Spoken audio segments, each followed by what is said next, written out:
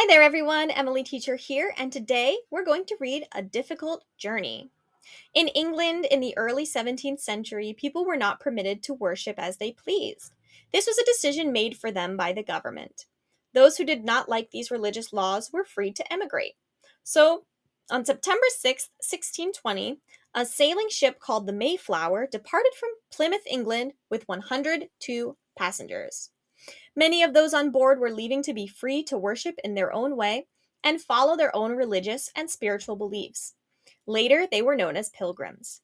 That is the name for people who make long journeys because of deep religious faith. Others on the ship were there in the expectation of making new life for themselves in the new world of America. The passengers, however, did not want to sever all connections with England. They had to pay back the money they had borrowed to finance this journey. They intended to do this by engaging in commerce through trade with the old country. So, during this time in England, people could only worship religiously in one way. So, there was a group of people who wanted to worship in their own way or in a different way than England allowed. So, they immigrated to America. They got on this ship, the Mayflower, along with other people who just wanted to start new in America. And so about 102 passengers on the Mayflower went from Plymouth, England.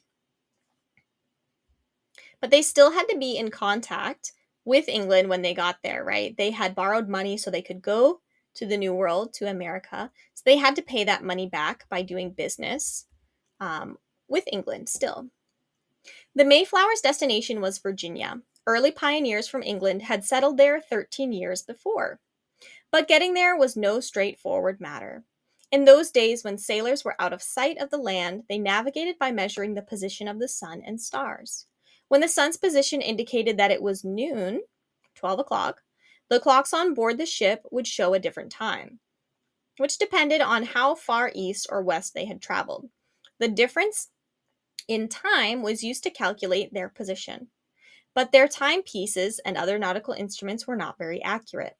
When clouds obscured the sun or stars, figuring out where they were and in what direction they were headed was not easy. So they were going to Virginia, but it was very hard to make their way across the ocean and know exactly where they were going. They needed two things. They needed to look at the sky, and they also needed to look at their clocks, right? Because we know if you go to a different place on the earth, the time is different, right? We have different time distances in the world, depending on where you are. But if there was a lot of clouds in the sky or something went wrong with their clocks, they didn't keep good enough time, then it was hard to know exactly where they were or where they were going. For the first couple of weeks of the Mayflower's voyage, gentle breezes carried the ship along. The passengers sat on deck and enjoyed the sunshine. Later on, however, the weather abruptly deteriorated. Strong gales rocked the Mayflower and made life miserable for the passengers. Many people became sick. One person developed a fever and died. He was buried at sea.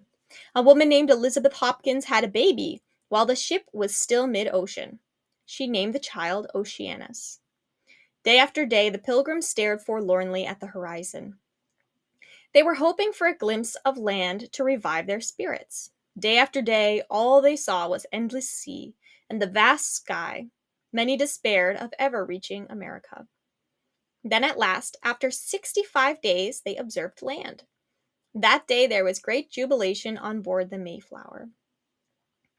So, at first, it was very easy to be on this trip on the Mayflower. The weather was good.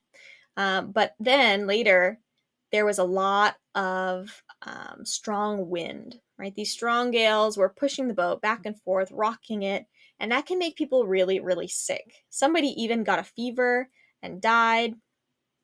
But others, like Elizabeth Hopkins, even had a baby when she was in the middle of the ocean, far away from a hospital or anything like that. So after time kept going by, they despaired of ever reaching America. They were hopeless. They thought, oh, we're never going to make it. But then they saw land. No doubt when they were jubilating, probably people were crying and yelling and cheering, so excited they finally saw the land. The Pilgrims soon determined, however, that they had been blown far off their proper course by exceptionally strong winds in the mid Atlantic Ocean. Instead of landing in Virginia, their calculations revealed that they had landed on Cape Cod, approximately 500 miles to the north. For several weeks, they explored the coast of Cape Cod Bay looking for a place to settle.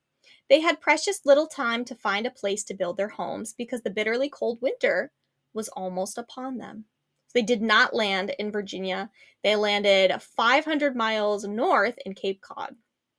Finally, late in December, they discovered a suitable spot. The passengers were conveyed ashore to plan the new settlement and construct houses.